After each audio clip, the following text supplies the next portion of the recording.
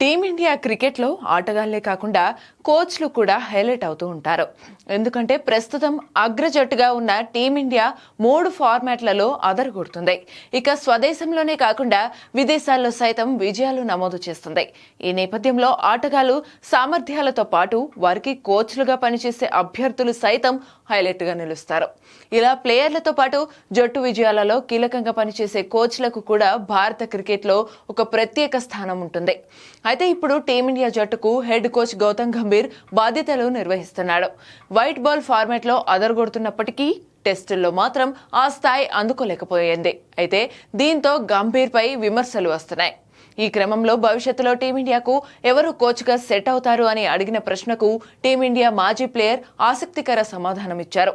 తాజాగా ఇచ్చిన ఒక ఇంటర్వ్యూలో team India senior test player Cheteshwar Pujara భారత క్రికెట్ జట్టుకు తదుపరి కోచ్ ను ఎంచుకోమని అడిగినప్పుడు ఆశ్చర్యకరమైన ఎంపిక చేశాడు.